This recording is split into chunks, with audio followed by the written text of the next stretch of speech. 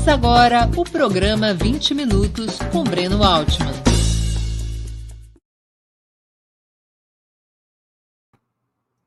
Bom dia, hoje é 10 de novembro de 2021. Bem-vindos a mais uma edição do programa 20 Minutos. Nossa convidada é Carla Faur. Começou sua carreira nas artes dramáticas como atriz, mas logo fez seu caminho como autora teatral, escritora e roteirista. Premiada por seus trabalhos, sua obra mais recente foi o roteiro de Segunda Chamada, uma série estrelada, entre outros, por Débora Bloch. Antes de começar a conversa, gostaria de pedir que façam uma assinatura solidária de Opera Mundi em nosso site ou se tornem membros pagantes de nosso canal no YouTube. A imprensa independente e Opera Mundi precisam da sua ajuda para se sustentar e se desenvolver. Também peço que curtam e compartilhem esse vídeo, além de ativarem o sininho do canal. São ações que ampliam nossa audiência, nosso engajamento e nossa receita publicitária. Saco vazio não para em pé. Nossos espectadores e espectadoras também poderão fazer perguntas à convidada. Basta escrevê-las na área de bate-papo da plataforma. A quem as fizer, peço que contribuam com superchats ou o super sticker, ainda que seja uma pequena contribuição que de grão em grão a galinha e também o Opera Mundi enchem o papo. Outra forma de contribuição é através do Pix. Nossa chave é apoie@operamundi.com.br. Vou repeti-la, apoie@operamundi.com.br. A razão social de Opera Mundi é Última Instância Editorial Limitada. Bom dia, Carla. Uma honra ter sua presença no 20 Minutos. Obrigado por aceitar nosso convite. Nossa, eu que agradeço. É um prazer estar aqui para bater esse papo. E é isso, estou muito animada. Faur é um nome de que origem? É sírio. Sou árabe. E assim mesmo que fala, Faur. Faur. Certíssimo. Muito bem, acertei. Eu já fui, é engraçado, eu já fui Faur. Tem gente que fala como se fosse americano, Farru, como se fosse francês, mas é Faur, de origem árabe. De origem árabe. Carla, você fez um percurso profissional relativamente raro, de atriz para roteirista e autora, da imagem para as letras por trás das imagens. O que te levou a essa trajetória? Deixa eu só ver aqui. Tá certo. Não está vendo minha conexão. Bom, a minha trajetória é uma trajetória um pouco incomum, porque eu dei uma volta enorme para chegar onde eu estou. E eu ainda passei pelo jornalismo, né? Eu era aquela menina que gostava de escrever, escrevia bem, tinha uma casa que era cultural, tinha um sonho de fazer teatro, mas eu morei até os 17 anos na Baixada Fluminense, eu morei em Nova Iguaçu. E lá era difícil, não tinha curso de teatro, e mesmo a ideia de viver de arte era uma coisa muito distante para mim, né? Então, eu gostava de escrever e a coisa mais natural era fazer faculdade de comunicação. Era onde essa caixa grande eu achei que eu poderia me encaixar. E aí fui fazer faculdade de jornalismo e rapidamente eu percebi que na faculdade de jornalismo o que eu gostava, né, retratar as histórias não era o meu forte, eu queria florear as histórias, eu queria aumentar as histórias, eu queria saber a história daquela pessoa. Então, assim, eu me senti um pouco desencaixada, né, na faculdade de jornalismo, não era onde eu estava me sentindo confortável. Até que um dia eu vi no Pelotis da faculdade um anúncio de chamamento para vamos fazer um grupo de teatro, e eu falei assim, opa, fazer um grupo de teatro, a gente não tinha ideia do que era fazer teatro. Então, juntou-se pessoas de vários cursos de história, de geografia, de literatura, de comunicação, para juntar um grupo para fazer teatro. E aí, a partir desse grupo, eu comecei a achar a minha turma, né? Eu falei assim, cara, eu acho que é aqui que eu quero ficar, né? E comecei a fazer teatro, esse grupo, né, de lidar com a ficção, com a fantasia. Rapidamente me matriculei num curso profissional, que foi a CAL, no Rio de Janeiro, aqui. E é isso, aí encontrei a minha turma. E o contato com o teatro foi esse divisor de águas, foi esse portal, né? De lidar com a arte, com a criatividade. E esse primeiro contato foi como atriz. E durante muitos anos, me formei, tá? Durante muitos anos, eu achei que o meu lugar era a atriz, né? Fiz muitas peças de teatro, produzi meus espetáculos, fiz alguns trabalhos em televisão, mas assim chegou num momento que todo ator se depara, toda atriz se depara, que é o que falar, né? E assim, temos autores maravilhosos, temos textos maravilhosos, mas eu queria dizer algumas coisas que eu não encontrava em textos que já estavam prontos e que me chegavam. E aí eu resolvi começar a escrever. E quando eu comecei a escrever, comecei de uma maneira muito tímida, muito pequenininha, né? Minha primeira peça foi no Porão da Laura Alvim, que é um espaço de 50 lugares. Era literalmente um porão, era a garagem da Laura, que é uma casa de cultura aqui no Rio. Uhum. E foi essa peça, né?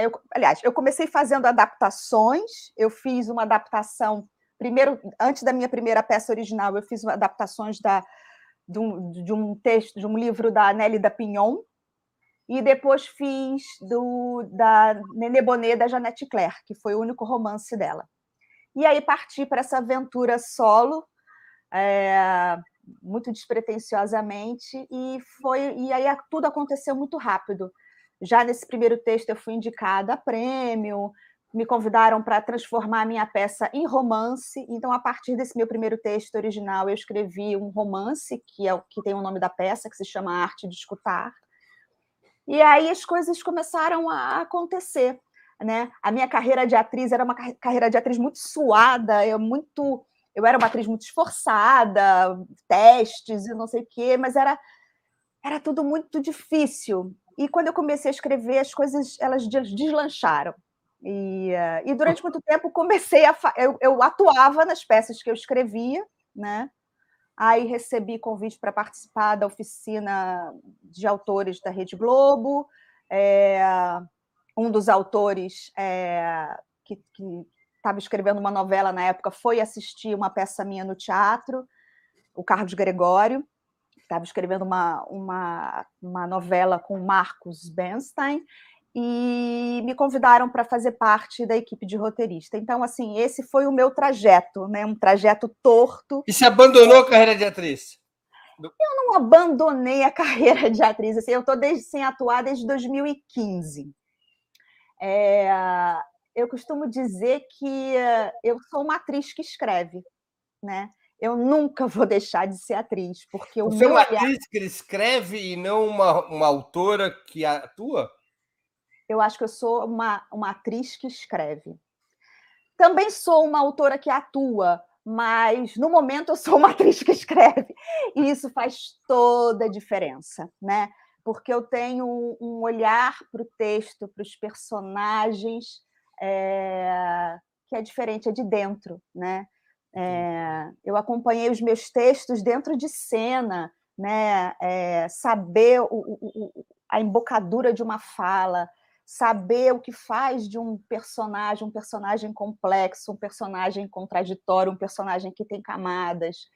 Enfim, o teatro me deu tudo isso, né? É do teatro que eu venho, é para o teatro que eu sempre volto, é no teatro que eu quero sempre estar, né? Carla, eu imagino que a vida de atriz seja difícil no nosso país, passando sempre por processo de teste, seleção, até se firmar nessa pequena constelação de atores consagrados que passam a ser convidados para determinados papéis.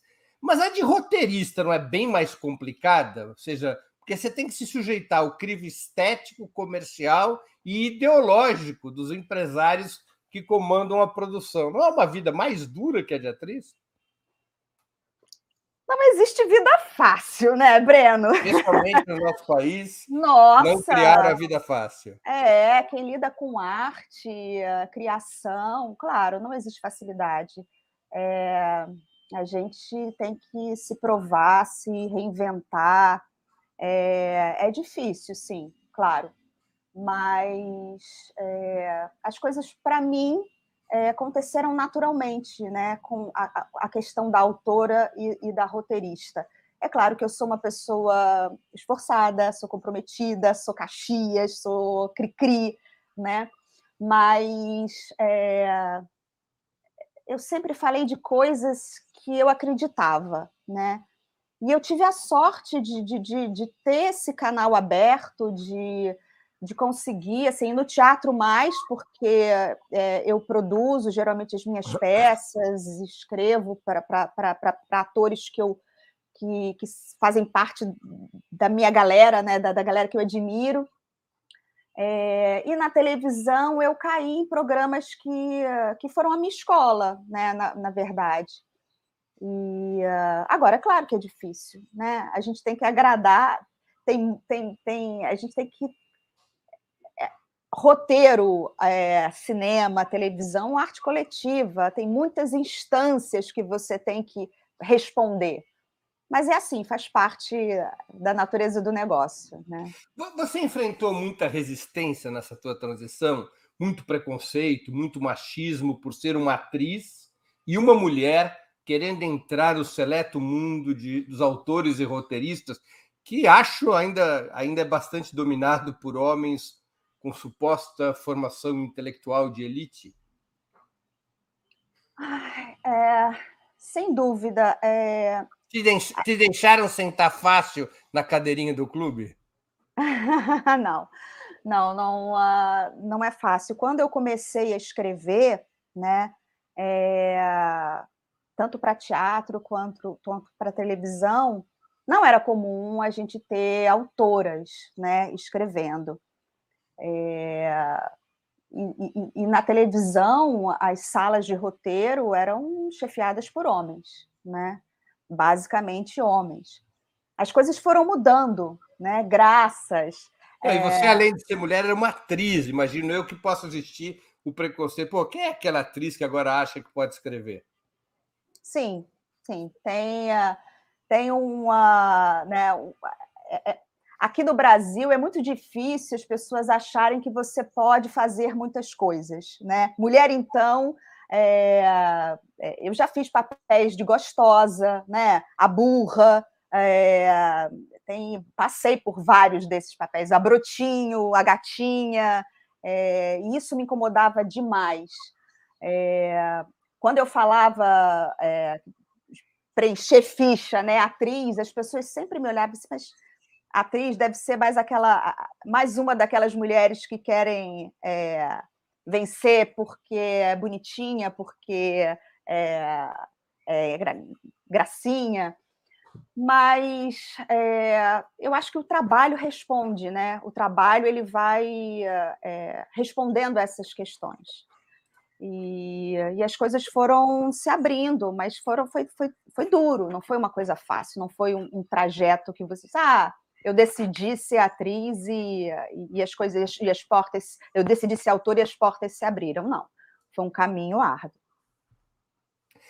A estética da teledramaturgia, das novelas, durante muitos anos foi dominada aqui no Brasil por enredos baseados na vida da classe média alta e branca, moradora ali de algum lugar entre Ipanema e Leblon ou dos Jardins Paulistanos, crispada assim entre mocinhos e vilões, com as histórias das camadas populares, especialmente dos negros e das negras, funcionando quase como adereço, com exceção das novelas históricas, eu acho. Você crê que há uma mudança nessa estética ou ela segue dominante? Eu acho que há mudança, né? Há uma transformação. Eu vejo, né, na empresa que eu trabalho, eu vejo caras novas, pessoas novas chegando, coisa que há 5, 6 anos a gente não via, né, nas reuniões que os autores participavam, que os diretores participavam. Acho que a gente tem ainda um longo caminho para percorrer. Essa é uma mudança que é paulatina, não é uma mudança que a gente vai dizer que já chegamos, não. É uma mudança lenta, é uma mudança de mentalidade, é uma mudança de abrir espaços para novas vozes, novas narrativas, e abrir espaço de comando, né? Abrir espaço não só, como você falou, né, nos adereços, né, em personagens que servem como pano de fundo ou que reproduzem estereótipos que a gente está acostumado a ver, né, no audiovisual. Eu acho que a mudança que a gente vai ver daqui a alguns anos, com a chegada dessa galera nova, que é preciso, na verdade, o audiovisual precisa, né, ter novos olhares, novas narrativas. E eu vejo que a gente... esse caminho é um caminho de abraçar essa diversidade, né? E de não colocar, né, negros e indígenas só no lugar da militância, né? Isso também é muito importante, porque dentro do movimento negro também há uma diversidade, né? Eu acho que a gente tem que chegar no momento em que negros e indígenas possam fazer uma comédia romântica, possam fazer um filme de terror, de ficção, e não necessariamente reproduzir sempre os mesmos papéis ou debater sempre as mesmas questões raciais, e que são importantes, né? Que elas estão pendentes, mas que precisam... tem outras histórias que precisam ser contadas. Hoje em dia, eu faço parte de um projeto que é muito bacana, que é uma parceria da FLUP com a Rede Globo, que é o LANANI, é o Laboratório de Narrativas Negras e Indígenas. Eu sou mentora de novos autores, justamente para jogar luz, né, nessas novas vozes, né? E ontem, sabendo que eu ia participar hoje desse nosso papo, eu pedi, o que vocês acham, né, sobre essa questão? E eles falaram exatamente isso, que é cansativo para eles terem que se colocar sempre sobre a questão racial, sobre a questão do preconceito, sobre a questão da exclusão, sobre a questão da pobreza, dos escravizados. Eles querem e têm outras histórias para serem contadas, né? E outra coisa curiosa também, que eu achei muito bacana, é que eles falaram que eles precisam, esses espaços, há muito talento, né? A gente tem muita gente talentosa que precisa de espaço, precisa de oportunidade. Eu vejo, eu conheço, mas que eles reconhecem que mesmo esse pouco espaço que foi aberto até agora é fundamental. Tem questões de gênero, de raça, que são propostas por programas, inclusive realities, né? BBBs, e mesmo alguns programas na televisão que ajudam eles a discutir em família, entre amigos. Então, a importância de chegar a essas discussões num veículo de massa como é a televisão. Carla, essa diversificação ela é provocada principalmente por conta do embate ideológico que há na sociedade ou porque comercialmente passou a ser interessante para a indústria do entretenimento? É a possibilidade de conquistar novos públicos? O que está provocando essa mudança que você registra nos últimos anos? Eu acho que são as duas coisas juntas, né? Tem o embate, né? E é no mundo, né? Não é só no Brasil, né? Essa discussão sobre a diversidade, sobre a inclusão de novos realizadores, de novos olhares, ela está acontecendo no mundo todo. E o Brasil, a gente tem metade da população de negros e pardos, ou seja, esse público ele quer se ver.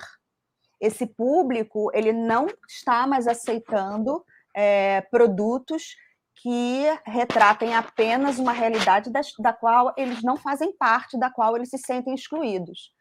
Então, a televisão é business, é negócio. Eu acho que eles também enxergam que eles são produtos vendáveis, mas que também são necessários. Porque durante muitos anos a impressão que eu tinha é de que as novelas funcionavam como uma espécie de oferta assim do sublime desejo, né? Venha morar na novela que a gente fez para você. No dia que você conseguir morar dentro dessa novela, você vai ser uma pessoa feliz. Agora é o oposto. As novelas têm que imitar a vida, já não é mais a vida que busca o que a novela apresentava. É mais ou menos isso? Eu acho que tem assim, televisão, né, é entretenimento, né? É entretenimento. É claro que você tem responsabilidade social, né, por esse espaço que a gente ocupa, mas desculpa, eu esqueci o que você perguntou. É que eu acho que durante muito tempo funcionou um esquema que era assim, se olhar para a novela, via aquela vida bacana dos personagens da novela, aquelas casas legais, as pessoas todas sem problemas na vida, né? O núcleo central das novelas. E acho que funcionava porque as pessoas assistiam para a novela, além de se engajarem no entretenimento, nas histórias, elas olhavam e diziam, puxa vida, legal, eu quero um dia meu sonho é um dia poder viver que nem se vive nessa novela. Que esse esquema teria, em algum momento, parado de funcionar, que agora você tem que retratar mais diversificadamente a vida para poder convencer o público. Eu acho que tudo isso faz parte do que a gente está falando, né? O mundo está mudando, né? As pessoas elas querem se ver representadas. E aí tem vários fatores, tem uma tomada de consciência maior, você tem a internet, né, que as coisas chegam mais facilmente às pessoas, né? Você tem filmes, você tem séries, então as pessoas elas querem, eu acho que sempre tem esse lugar do sonho, né, desse mundo idealizado da novela, ainda tem, mas esses filmes com uma pegada mais, filmes e obras do audiovisual com uma pegada mais realista, ele também tem seu espaço. O audiovisual ele vive de ondas, né? São ondas. Então, nesse momento, eu sinto que as pessoas elas querem ser representadas, elas querem se ver representadas nas obras. Os atores, diretores, roteiristas fazem parte desse movimento de pressão pela mudança dessa estética, especialmente nesse período em que a precarização do trabalho nessas categorias avançou tanto. É uma situação de maior precarização que no passado. Há uma insegurança econômica, imagino eu, no mundo da cultura, até mesmo numa empresa tão poderosa quanto a Globo, que a gente só lê notícias de demissão, de fim dos contratos permanentes. Essa precarização econômica, ela não abala a possibilidade dos atores, roteiristas, diretores pressionarem por essa mudança, por essa diversificação? Eu acho que tem duas coisas, né? O modelo de negócio, né, da televisão, ele está mudando, né? Essas plataformas novas, os streamings, quando chegam, eles trazem ganhos e também trazem perdas, né? Os autores, eu entrei na Globo e você tinha uma estabilidade, você tinha contratos mais longos. O que eu vejo é que a televisão, de um modo geral, a TV aberta, ela está passando por um processo de transformação profunda. Mais uma vez, não é só no Brasil, é no mundo. Sim, eu acho que há uma precarização dessas funções, porque quando você é contratado por obra aberta, né?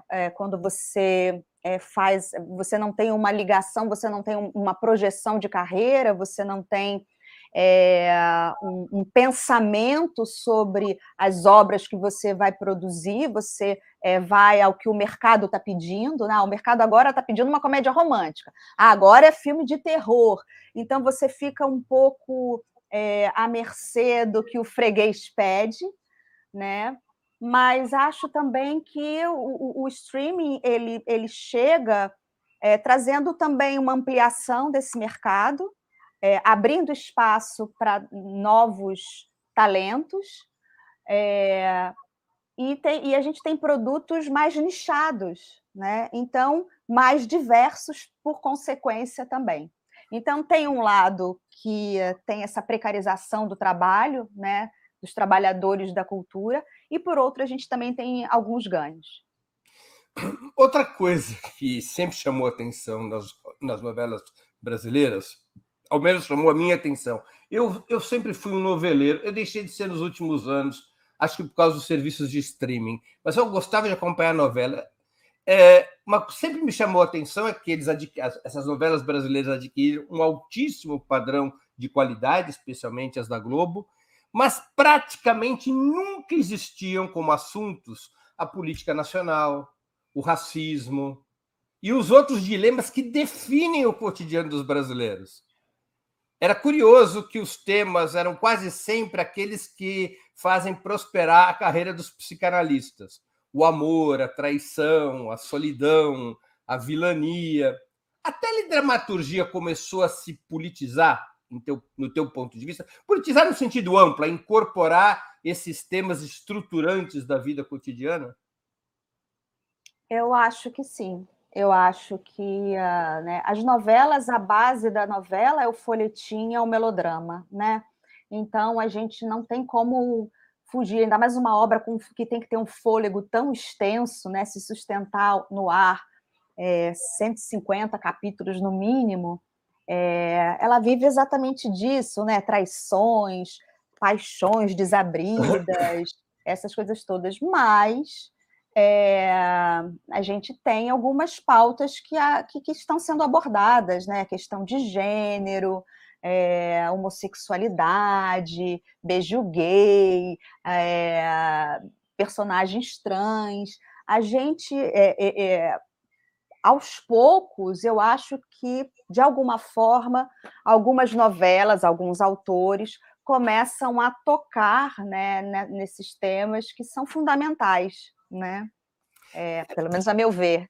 Porque eu sempre achei estranho, especialmente nos últimos anos, houve uma enorme politização da sociedade brasileira. Nós, nos últimos anos, tivemos o impeachment, o golpe contra Dilma, a prisão do Lula, a eleição do Bolsonaro, e uma grande parte do tempo de todas as famílias é dedicada a discutir isso. Mas se assiste às novelas, mesmo as novelas contemporâneas, atuais, esses assuntos não existem. Eles passaram a existir mais, você acha? A última novela que eu assisti foi o Império. Depois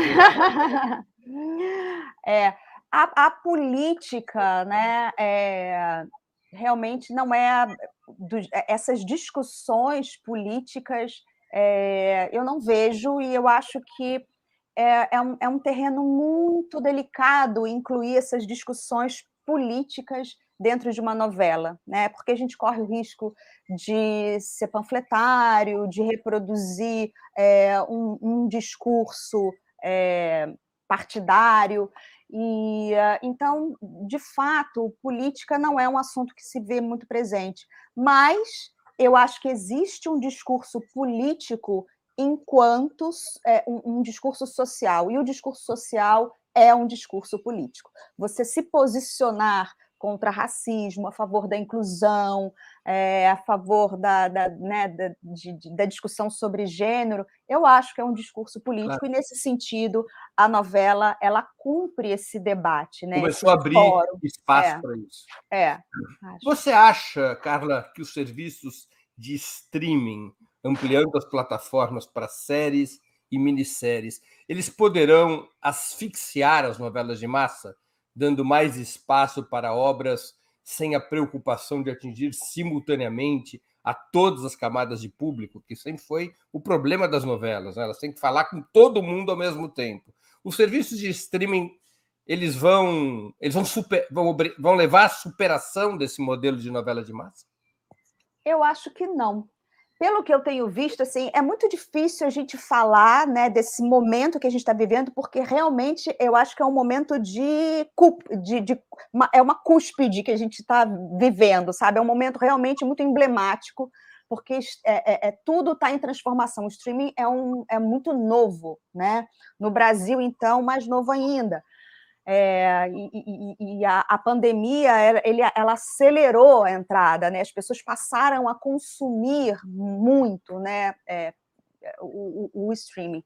Mas o que eu vejo, e estou falando isso assim de uma forma como espectadora mesmo, porque eu não sou uma estudiosa sobre o tema, mas o que eu vejo é que a gente tem muitas séries sendo desenvolvidas, né? Todos esses canais têm suas séries, mas eu vejo, principalmente pelas notícias que eu leio, que os streamings estão interessados em desenvolver um modelo de novela, né? É o que eu tenho lido, novelas um pouco mais curtas, mas dentro do formato novelístico, né?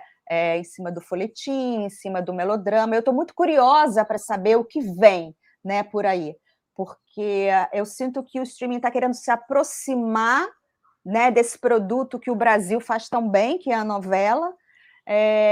Ao mesmo tempo, a Globo vem investindo muito em séries através do Globoplay.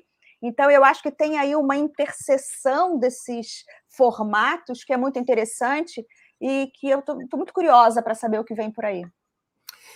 Carla, você foi a principal roteirista de Segunda Chamada, exibida pela Globoplay. A segunda temporada foi recentemente lançada. Ao meu juízo de espectador de séries, a obra rompe com estereótipos. Passa-se numa escola da periferia, não tem nenhum bairro rico, não tem Leblon, não tem Ipanema, não tem Jardins. Os personagens são todos das classes trabalhadoras. A personagem mais rica, acho que é a professora Lúcia, que é uma pessoa de classe média baixa, que é o papel interpretado pela Deborah Bloch. Não há grandes vilões ou heróis. Não há tampouco romances ou intrigas pessoais arrebatadoras. Conta a vida do povo, com seus problemas sociais, com seus dramas coletivos. Na maior parte dos casos, os dramas individuais existem, mas eles fazem parte de dramas coletivos. Segunda Chamada é um raio em céu azul, ou tanto os produtores, os donos das plataformas, quanto o público estão se abrindo para uma nova abordagem, uma nova linguagem e uma nova estética, vamos dizer assim, mais realista? Bom, eu criei e escrevi a Segunda Chamada junto com a Júlia Spadatini, né, minha parceira maravilhosa. Gosto de citar todos os roteiristas que fizeram parte da série, né, dessa segunda temporada, pelo menos, que foi o Dino Cantelli, a Maíra Mota, o Marco Borges e a Giovana Moraes. Sou muito grata à nossa equipe. E, sim, assim, o Segunda Chamada é um produto que ele rompe, né, com essa... É um produto que eu me emociono até de falar, porque é um produto que eu gostaria de ver, né, na televisão, uma responsabilidade muito grande, né, retratar esse universo da educação. E desde o início, o nosso grande desafio era escolher fazer o recorte de como abordar esses personagens, esse universo, falar da educação pública brasileira, né? Então, falar sobre a educação pública brasileira não dá para falar no Leblon, não dá para falar na Jardins de Não São dá para ser as Paulo. escolas do Malhação, né? As escolas do Malhação são geniais, são escolas da Califórnia. Mas o Malhação, ele ainda é esse formato de novela. Eu escrevi Malhação, né? E tenho até muito orgulho de ter feito. Não, mas. Foi uma Mas, crítica. Foi uma crítica. não, assim, eu super respeito, é porque são produtos diferentes, com Claro. objetivos diferentes, né? O nosso foco era essa escola. E desde o início, o grande desafio era como abordar, como falar. Não dava para ficar no meio do caminho. Não dava para ficar no meio termo. A gente tinha que mergulhar fundo, né? Então, assim, e a gente começou a fazer as nossas pesquisas, abordar esse universo.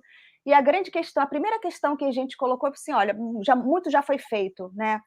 Documentários, ficção, falar de escola para adolescente, escola infantil. Quando a gente chega na ideia de fazer uma escola que se passa na periferia e que fala de usar ensino para jovens e adultos, assim, cara, não dá, porque não dá para ser de outra forma. Ou a gente vai com tudo ou não vai.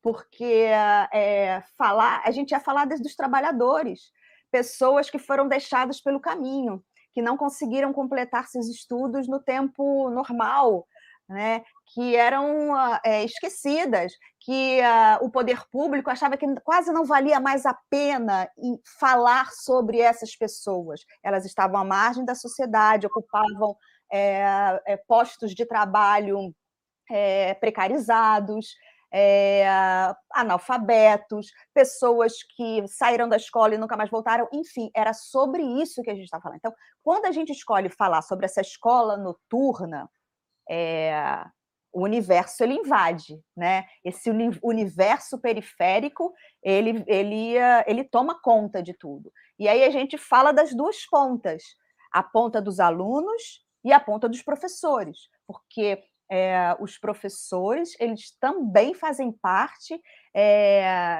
dentro do ensino público. O ensino noturno ele é chamado do patinho feio da educação. Ninguém quer dar aula, né, à noite, num lugar violento, um lugar ermo, voltar para sua casa 11 horas da noite, lidar com aquelas questões todas né, humanas. Então, o universo ele se impôs naturalmente, né? E esses personagens eles foram surgindo e hoje a gente vê que foi uma escolha acertada, né? Era uma preocupação muito grande, porque a educação é um universo gigantesco. Fazer esse recorte era muito importante as pessoas se sentirem representadas. A gente está falando de uma classe muito importante, que é a classe dos professores, né? Então, e a série foi abraçada pelos professores, os professores se sentem representados. Então, isso tudo foi muito, muito gratificante, muito bonito, muito emocionante. Vou fazer uma pergunta de fã. Vai ter terceira temporada? Ai, a gente não sabe, né? Não sabemos. Não pode não ter. Quando terminou a segunda temporada, já deu vontade de ver a terceira. Eu tenho vontade de contar a terceira. Tem muita história para ser contada. Tem ainda. Eu assisti a primeira temporada numa noite e a segunda noutra noite. Ah, que incrível! Em 2 noites eu vi a série toda. Que Eu não dormi. maravilha! Eu varei a noite porque havia muito tempo que eu não via alguma coisa assim. Eu sou um fã da literatura realista e eu achei a série uma coisa muito, muito interessante, do ponto de vista da linguagem até. Mas deixa eu parar de jogar confete. Deixa eu ler algumas perguntas dos nossos espectadores. Pessoal, deixa eu contar uma coisa para vocês. O Opera Mundi não é uma igreja evangélica, mas a gente também vive do dízimo. Portanto, quem for fazer pergunta e comentário, lembra assim, puxa, vou fazer aqui uma pequena contribuição com Superchat, com Super Sticker, vou virar assinante do site, ou vou virar membro pagante do canal do Opera Mundi, ou vou contribuir com o Pix, porque nosso conteúdo, tanto no site quanto no canal, foi, é e sempre será aberto e livre, mas nós dependemos do apoio do nosso distinto público para sustentar o projeto e ampliá-lo. Então, peço a todos que contribuam. Eu vou dar aqui preferência às perguntas de quem pagou o dízimo ao pastor. O Cadu Lacerda faz a seguinte pergunta. Ele contribuiu com superchats. Minha irmã bolsonarista diz que as novelas da Globo são comunistas e incentivam as crianças a serem homossexuais e abortistas. Isso preocupa ou não? Preocupa alguém pensar desse jeito, né? Mas eu acho positivo. Não é para amadores. Exatamente. Mas eu acho positivo, porque é um debate, é sinal de que está incomodando, é sinal de que as coisas precisam ser faladas. É muito curioso, né? Comunista. É muito curioso o que virou sinônimo de ser comunista, né? Então, assim, incentivar as pessoas a serem homossexuais, abortistas, virou sinônimo de ser comunista. Então, assim, realmente é quase surreal, né? O Brasil é um país surreal. Surreal. É um país surreal. O Irineu Freire Santana, que também contribuiu com o Superchat, ele pergunta: Carla, diga PTVR, eu não sei o que quer dizer PTVR, Paulo, sobre a violência. Os donos da mídia pensam que pobre só entende o chicote ou quer simplesmente que a gente naturalize a violência? Naturalize a violência, donos da mídia. O que eu posso dizer é que eu estou há 7, 8 anos, né, na Globo, e nunca tive nenhuma interferência de direção do que pode falar e do que não pode falar. Tanto que eu e a Júlia escrevemos o Segunda Chamada, tocando em temas que a gente julgava serem necessários de serem abordados numa série que passaria num canal aberto.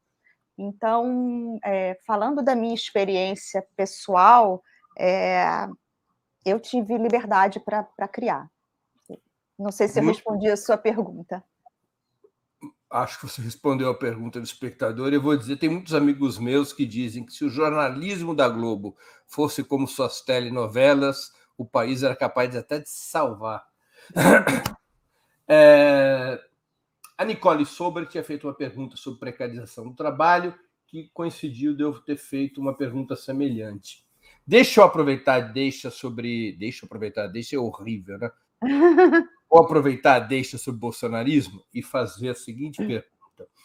De alguma maneira, o bolsonarismo, ao polarizar política e culturalmente o país, até moralmente o bolsonarismo polariza o país, isso acaba abrindo espaço para aquilo que antigamente se chamava de arte engajada, para uma cultura de resistência, como aqui, de certa medida, fica escancarada em Segunda Chamada?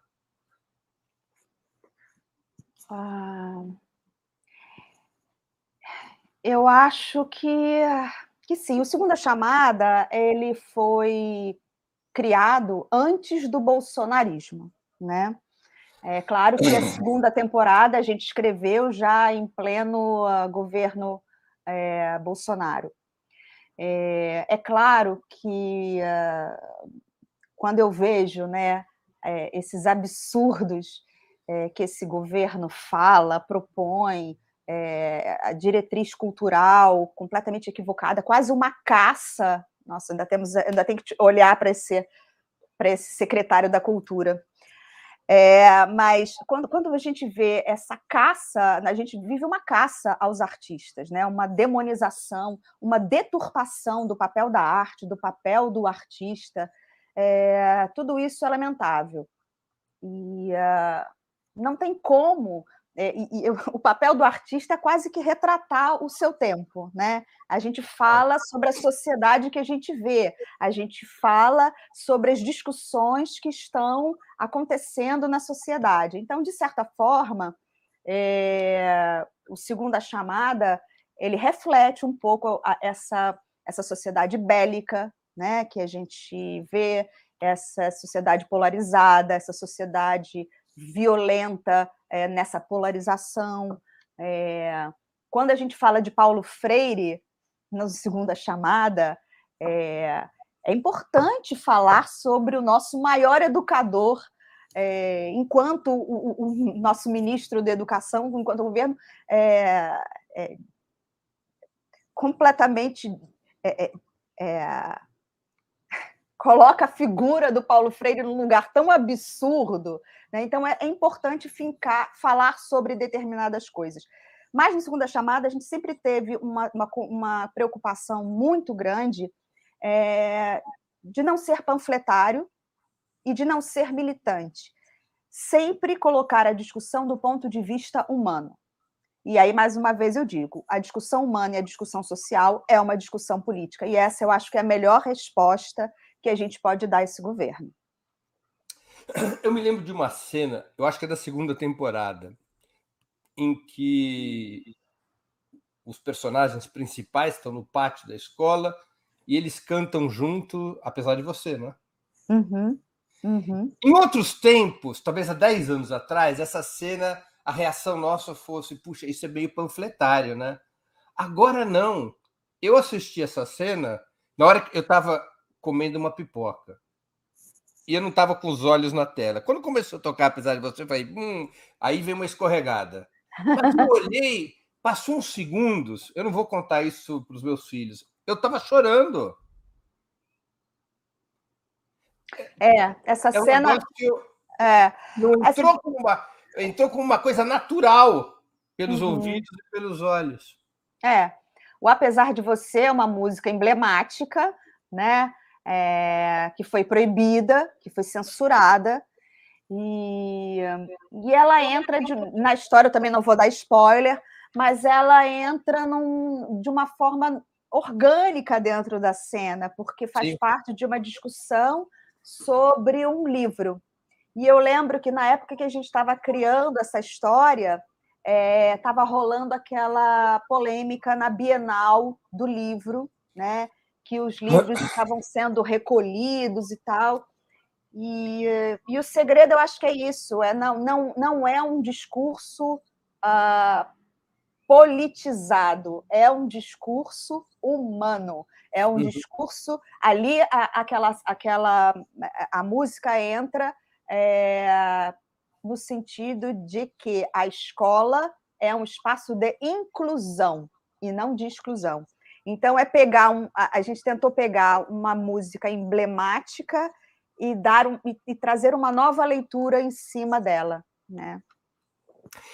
Carla, eu não sei se você já teve oportunidade de ler Os Supridores, livro do José Faleiro. Infelizmente, não. Vale muito a pena. Vale muito a pena. Ele é um livro que também traz o povo e a sua linguagem ao protagonismo. Se quisermos fazer uma comparação, com toda comparação ela é problemática, na melhor tradição do Jorge Amado. Uhum. Será que obras como a tua, com Segunda Chamada, ou de Faleiro, entre outros, poderiam estar abrindo uma nova corrente na cultura nacional? Eu sei que é difícil pensar do seu próprio lugar o futuro. Não estou pedindo que você fale desta maneira, mas rompendo um pouco com essa dominância estética mais elitista, tão presente ainda na nossa literatura, no cinema, no teatro e na televisão das últimas décadas, até quando as obras são críticas e progressistas, essa coisa de deixar o povo falar. Você acha que é uma pegada estética que pode ter peso na produção cultural do país? É difícil falar sobre o Segunda Chamada, acho um pouco cabotino achar que a gente pode ser ser modelo ou ser ter esse peso e essa relevância. Mas o que eu acho é que cada vez mais a gente vai ter espaços para obras como Segunda Chamada, porque é como eu já te disse, eu acho que é preciso. Eu acho que não é uma questão de vamos fazer, não.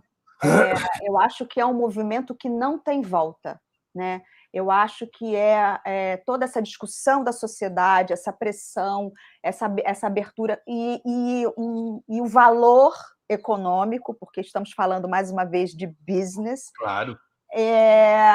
O valor econômico dessa metade da população que quer ser representada, ela tem um peso e ela vai estar presente, eu acho, daqui para frente, cada vez mais, com suas próprias narrativas no audiovisual brasileiro.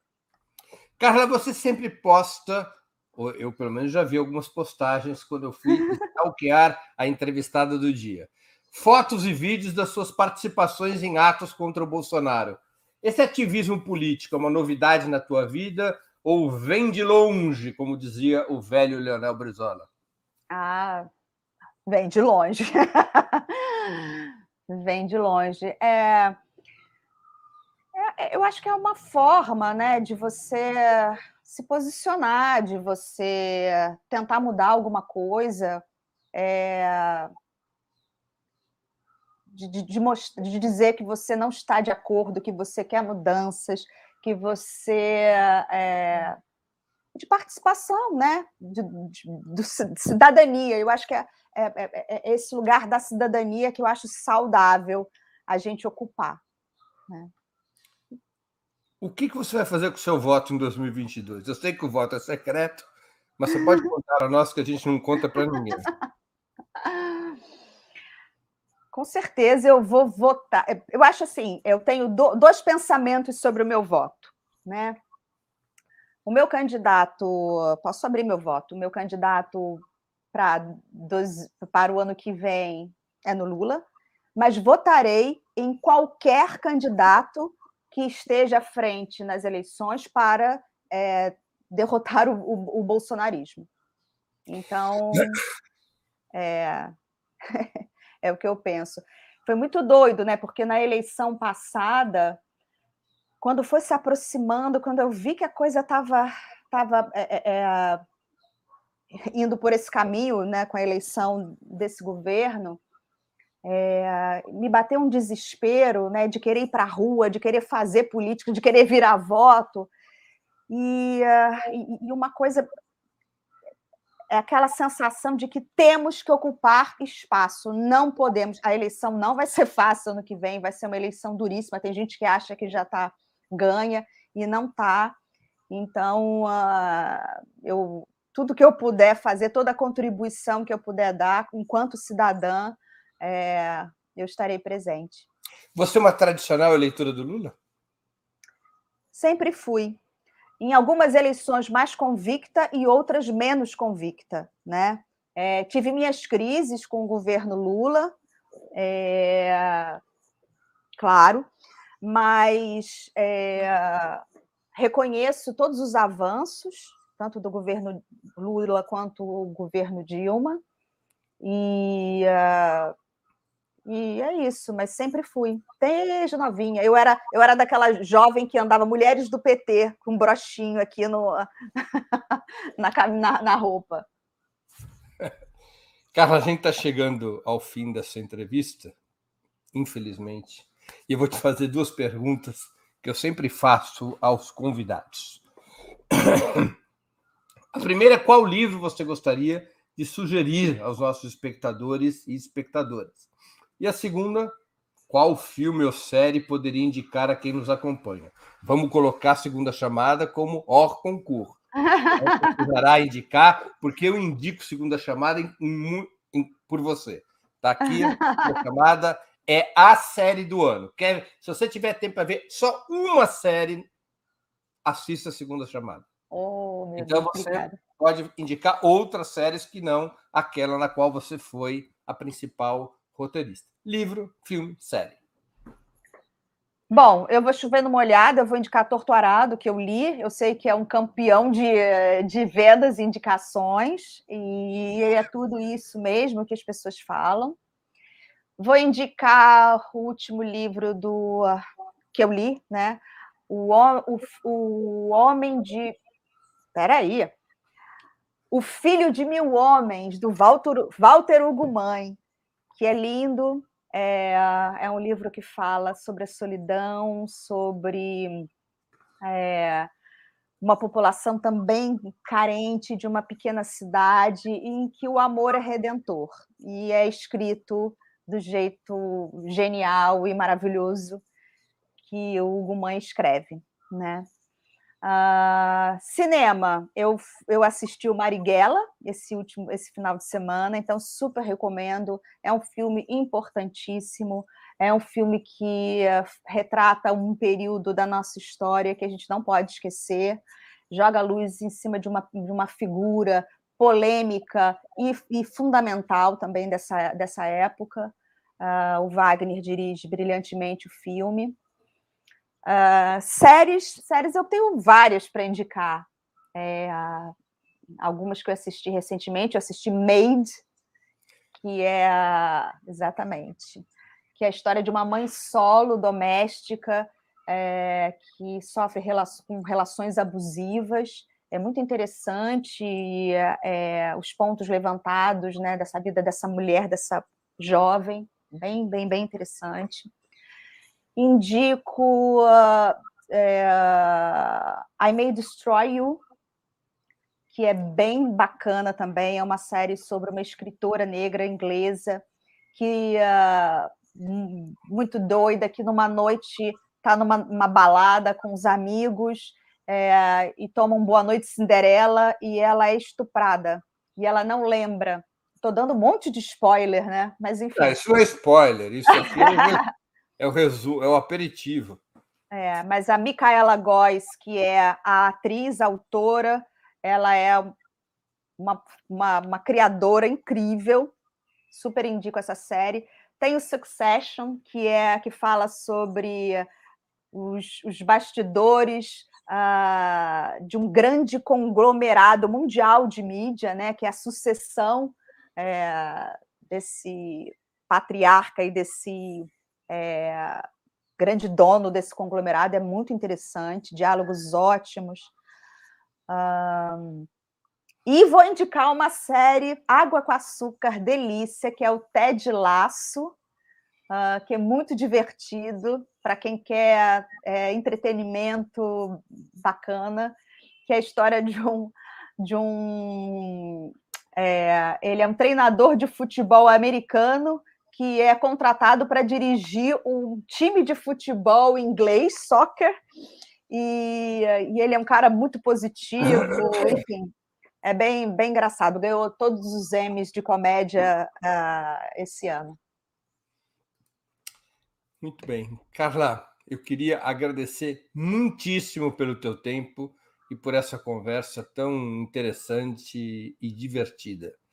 Obrigado pela oportunidade que você deu aos nossos espectadores, às nossas espectadoras, e antes de mais nada, a mim mesmo. Pô, Breno, eu adorei o papo, adorei. Foi ótimo, passou rápido demais. E é isso. Muito obrigada pelo convite. Obrigada a quem participou, a quem assistiu. Obrigado, cara. Obrigada. Encerramos assim mais uma edição do programa 20 Minutos. Voltaremos a nos ver amanhã, quinta-feira, 11 de novembro, às 11 horas, com outra edição do programa 20 Minutos Internacional. O convidado será o premiado filósofo japonês Kohei Saito. O tema: o que é ecossocialismo? Gravada em inglês, com legendas em português.